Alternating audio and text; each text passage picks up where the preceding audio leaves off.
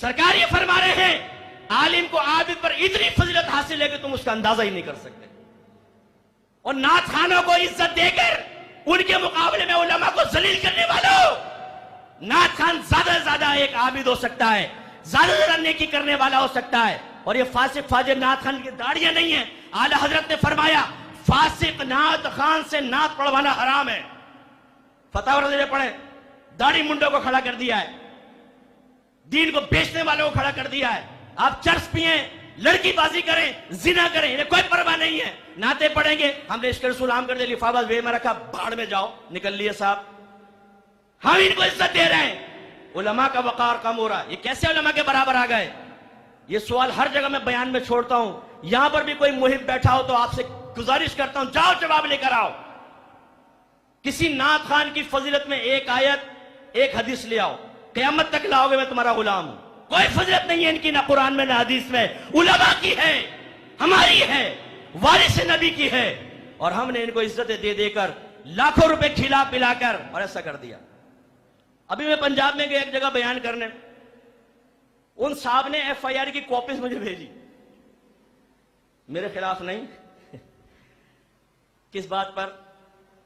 एक नात खान को प्रोटोकॉल देके बुलाया 10 लाख में। कितने में? 10 लाख में, और एडवांस। और नात खान आखिरी टाइम में कल्टी मार गया, आया ही नहीं। कहीं से 20 लाख मिल गए होंगे, भाड़ में जाओ। उस पर FIR कटवा दी उन्होंने कि हमारा 10 लाख के नुकसान के पैसा में हर जाने के साथ वापस दिलवा। मुझे कॉपीज भेजी उन्होंने। ये हाल। एक शख्स मुझे मिला, कहने लगा मुफ्ती साहब मेरा बच्चा जो है ना वो आपको भी सुनता है, एक मशहूर नात खान को भी सुनता है। अब मैं सोच रहा हूं मुफ्ती बनाऊं या नात खान। आए हाय, देखे ना क्या हमने मकाम कैसा बराबर कर दिया। वो सोच रहे दोनों बराबर है, मुफ्ती बना लो चाहे नात खान। अरे लाखों नात खान खड़े कर दो। नात खानी हमारा शियार है, हमारी रूह की ग़िज़ा है। नात खान सुन्नी बच्चा है, हमारा सर का ताज है। लेकिन जब तकाबुल की बारी आएगी तो उलमा के वकार को ही बुलंद किया जाएगा। हरगिज़ नात खान के वकार को बुलंद नहीं करेंगे। और आजकल हमारे स्टेज पर यही हो रहा है। दाढ़ी मुंडे नात खान मुफ्ती मुनव्वर रहमान साहब पे तनकीदें मार रहे हैं कि इनको तकरीरें करने नहीं आती, हमारे के पीछे के पड़े हुए हैं, इन्हें और कोई काम नहीं है कि उसमें लगे। तुम हमें बताओ कि क्या लगे या ना लगे। और ये अवामुन्नास है, ये हमारे सेठ है जो इनको पैसा लाखों रुपए दे के अपनी शादी की महफिल में बुला के इज्जतें देकर और उलमा के वकार को खत्म कर रहे हैं। नाराज मत हो कोई सेठ साहब, मेरी तकरीर सुने, रिकॉर्डिंग।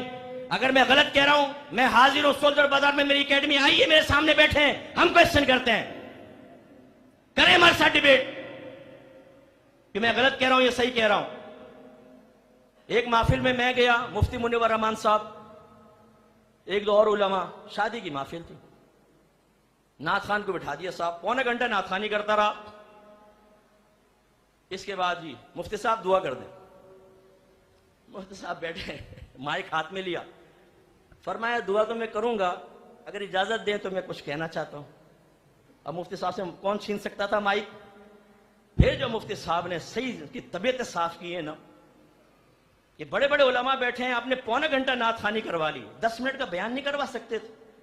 मेरे भाइयों ये तब्दीली देखें आले सुन्नत में। कुरान से हम दूर, हदीस से हम दूर, सही तसव्वुफ से हम दूर, फिक्र से हम दूर, नात खानियों से करीब हो गए हैं। आज जैन बना दिया गया है, अपने बच्चे की शादी कर रहे हो, नात खानी कराओ बरकत होगी, कुरान पढ़ाओ बरकत नहीं होगी, हदीस सुनवाओ बरकत नहीं होगी, तसव्वुफ बयान करो बरकत नहीं होगी, फिक्र बयान करो बरकत नहीं होगी, नात खानी से होगी। पौना घंटा नात खानी, इल्मी महफिल खत्म। हमारे बच्चे इल्म से दूर हो गए, कुरान से दूर हो गए। ये जो यहां बैठे होंगे बहुत सारे, ये कंजुल ईमान पढ़े। कंजुल ईमान बेहतरीन तर्जमा कुरान है, कुरान नहीं है तर्जमा नहीं है, तफसीर है।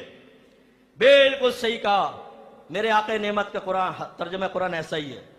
लेकिन उसके कान में पूछेगा तूने खुद कभी पढ़ा है? कभी नहीं पढ़ा होगा। अभी आप पे लाजिम है, जो कंजुल ईमान की फजीलतें बयान कर रहा हो ना, उसके कान में पूछिएगा जरूर, तुमने पढ़ा है और बगैर तफसीर के तुम्हें समझ में आया है? पूछे जरा उससे। हम लोग सिर्फ जबानी कलामी बातें, बाकी आला हजरत सबके उससे दूर होकर अपने जाती मफादात की बातों का जिंदगी गुजार रहे होते।